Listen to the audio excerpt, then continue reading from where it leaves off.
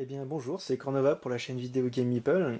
Alors aujourd'hui je vous propose un unboxing en fait des deux extensions qui viennent de sortir. Là je viens de recevoir mon pledge pour le jeu, donc les deux extensions pour les pillards de la mer du Nord. Donc moi j'avais pledgé à l'origine le jeu en VO, ce qui fait qu'en plus dans mon pledge j'ai demandé les packs de cartes traduites. En fait, vu que maintenant l'éditeur Pixie Game en français a repris l'édition du jeu en VF. Du coup, là, j'ai le petit deck de cartes avec tout le texte en français. Ça me permettra du coup d'avoir ce jeu-là complètement traduit en français avec des cartes bonus aussi. Différents types de cartes bonus qui viennent aussi avec le KS. Donc avec toujours le design de ces cartes toujours aussi sympa. Hop, donc ça je peux je vais le mettre de côté. Ce que j'ai récupéré aussi de traduit en français, ça c'est pour le jeu. Alors pour le moment il n'est pas encore sorti en français, mais il va pas tarder. Ça, c'est du coup la traduction des fiches de héros ou chefs de clan pour le jeu Explorers of the North Sea, donc explorateurs de la mer du Nord, je suppose que ça va être appelé en français. Donc là, c'est toutes les fiches de différents personnages, du coup, pareil, traduit en français. Donc ça me permet d'avoir les jeux vraiment complètement traduits en français quasiment. La seule petite différence qui va me rester, c'est justement pour le jeu d'origine Pillard des mers du Nord, où en fait sur le plateau il y a quelques noms en fait qui vont du coup rester en anglais, mais bon c'est pas forcément super gênant. Alors les deux extensions qu'on a pour Pillard des mers du Nord, qui sont donc la taverne des héros, avec une couverture qui a vraiment de la gueule. J'aime bien celui-là, il est vraiment super badass. J'adore les dessins de ces trucs-là. Donc avec la règle. Donc la règle assez courte, hein, il y a que 4 pages comme ça en fait. Avec un petit rappel des iconographies de certaines cartes. Hop, avec dedans du coup des nouvelles choses à dépuncher, donc des multiplicateurs pour les ressources ici.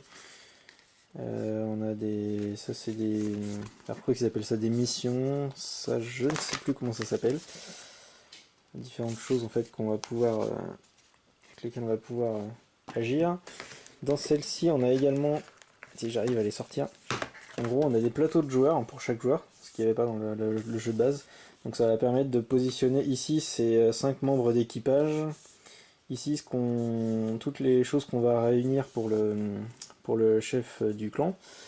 Il y a un petit rappel des limites de ressources, 8 cartes, 8 pièces, 8 je ne sais plus comment ça s'appelle, en gros de la nourriture. Et ici, c'est la nouvelle ressource, c'est de la bière.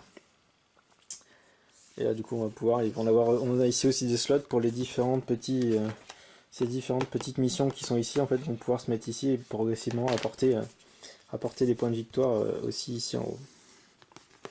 Donc on a un plateau de joueurs par joueur, comme ça, et on a, hop là, si j'arrive à la sortir, une petite extension du plateau du jeu. En fait, là, celle-ci va se placer en dessous du plateau de jeu, et du coup, ça va nous donner un nouvel endroit où on va pouvoir aller. Avec ici, je crois que c'est deux souvenirs, c'est pour l'action qui est ici, c'est recruter en fait un des 3 personnages qui est ici, avec prendre en plus le bonus qui est marqué en dessus, donc des pièces et de la bière. Et ici, on peut remplir des missions et de souvenirs qui vont se positionner ici. Donc un petit plateau qui va se placer en dessous. On a également du coup des cartes de nouveaux villageois qui vont venir se mettre dans le deck des villageois qu'on va pouvoir recruter. Et je vois que alors, si j'arrive à l'ouvrir, ça serait pas mal. Alors, au passage, le matériel est toujours d'aussi bonne qualité, hein. Les plateaux sont sont bien épais, tout ce qui est tuiles c'est pareil, les cartes sont toilées, franchement, donc de nouveaux personnages. Ah oui, il y a aussi du coup on va pouvoir jouer à 5 puis à 5 ou 6 joueurs, je sais plus si ça inclut les deux personnages supplémentaires, les deux, les deux joueurs supplémentaires, je sais plus dans celle-ci. On va pouvoir jouer à plus que le jeu d'origine, je crois qu'on passe de 4 à 6 joueurs, hein, de souvenir. Et du coup, on a des nouvelles cartes qui nous rappellent du coup le score en fin de partie. La mise en score en fin de partie, ça doit être la mise en place derrière, c'est ça, la mise en place de l'extension. et les nouvelles façons de scorer en fin de partie, puisque ça inclut du coup de nouvelles façons de scorer. Donc il y a 2 cartes comme ça, d'accord. Donc ça c'est les héros en fait, c'est ceux qu'on voit ici. Donc il y a quelques cartes, il n'y en a pas énormément, mais bon. Il y avait déjà pas mal de héros, de personnages, donc c'était pas dérangeant. Du coup là on va se retrouver du coup avec les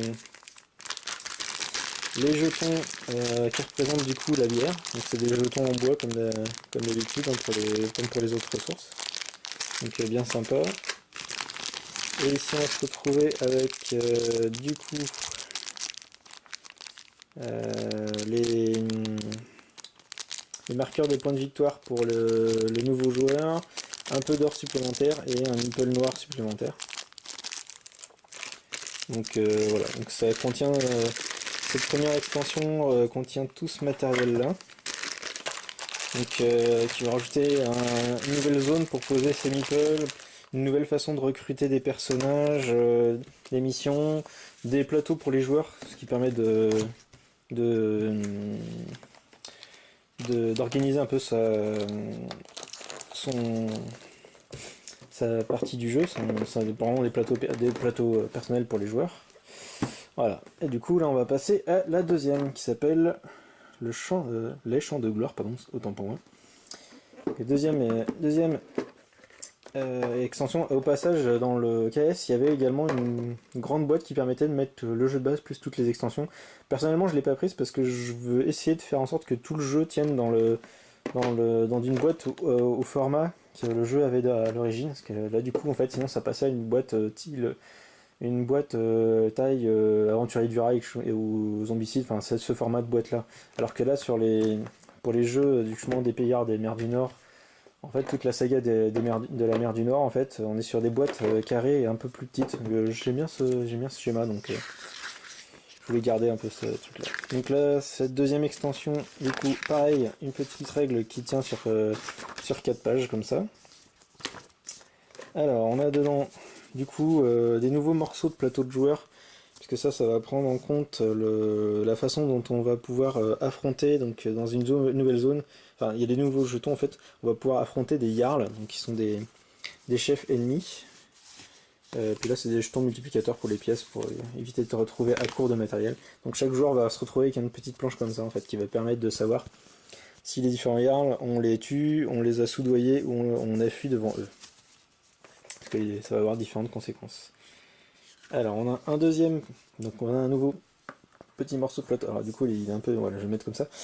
Un nouveau plateau qui va se mettre du coup tout à droite en bas du plateau d'origine, avec ici du coup la pioche de cartes Jarl, donc qui sont des personnages bien spécifiques, avec la piste de score par rapport au point de victoire qu'on va pouvoir marquer si du coup on tue les Jarls. Donc c'est cette petite symbolique de marqueur de points de victoire violet. Donc ça nous fait progresser sur cette piste. On a également ici 3 nouveaux lieux qu'on va pouvoir raider, avec les prérequis en fait, donc ça s'appelle des hameaux.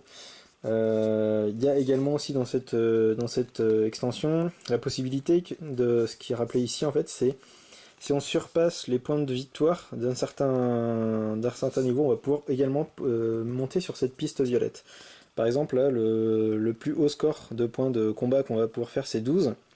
Si jamais on dépasse les 12, donc si jamais on fait 16 ou plus, ici, on va pouvoir récupérer un point de victoire. Si on fait du coup 20 ou un peu plus, du coup on va pouvoir récupérer 2 points de victoire. Et si on a fait au moins 24, du coup on va pouvoir récupérer 3 points sur cette piste là aussi. Donc voilà, c'est aussi une autre façon de monter sur cette nouvelle piste alors de score, je sais plus comment elle s'appelle cette piste, comme ça je ne me souviens plus trop. Donc on a de nouveaux villageois également. Hop là. On a de nouveaux villageois qui sont liés à cette... alors, attendez, je vais juste différencier. Ce qui dedans, il doit y avoir les Yarls. Ils sont mélangés, si j'ai l'impression. Oui, ils sont un peu mélangés, donc en fait, ouais, d'accord. Tant pis. Donc là, c'est des nouveaux personnages, mais du coup, on a des personnages qui sont des Jarls. Donc ce sont ces personnages-là qui vont se retrouver dans cette pioche à part. Donc ils ont cette tête-là, en fait, enfin le dos des cartes à cette tête-là. pour ça que je regardais si vous voir les différencier en fait. Donc ça, les Jarls vont avoir toute cette tête là, alors que les personnages normaux, habituels qu'on avait dans notre pioche, le dos de carte ressemble à ça en fait. Donc là, il y en a un petit peu, ils sont un peu mélangés. Et je vois que également comme dans l'autre extension, on a un récapitulatif du scoring en fin de partie et aussi de la mise en place au début. Ça c'est pas mal. Donc avec de nouveaux pouvoirs, des choses comme ça. Donc ça, je vais pas vous faire le détail des règles, mais voilà. Donc on a encore du bon matos bien efficace. On a 2 dés du coup. Alors ces 2 dés noirs, ils servent à remplacer.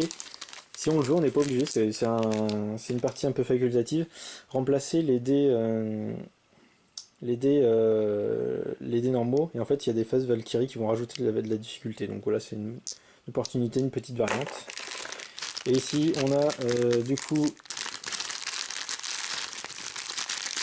on a les gouttes de sang, parce qu'en fait, les gardes, quand on va les affronter, ils vont blesser nos personnages. Ici, on a du coup du matériel pour les 6 joueurs. Il y a ça, et ça, c'est les jetons d'IA qui sont des jetons qui vont se retrouver du coup dans tout ce qu'on va pouvoir raider, on va pouvoir récupérer donc ces fameux jetons d'IA qui vont nous permettre d'affronter les gardes. Donc voilà, c'était une vue assez rapide de ces 2 extensions. Donc un jeu vraiment que moi j'adore, donc je vous conseille. Donc voilà, c'était une petite présentation rapide de ces 2 extensions, la réception du KS de ces 2 extensions pour le jeu Pillard des mers du Nord. Bon bah d'ici à la prochaine fois, je vous dis à bientôt et puis jouez bien. Salut!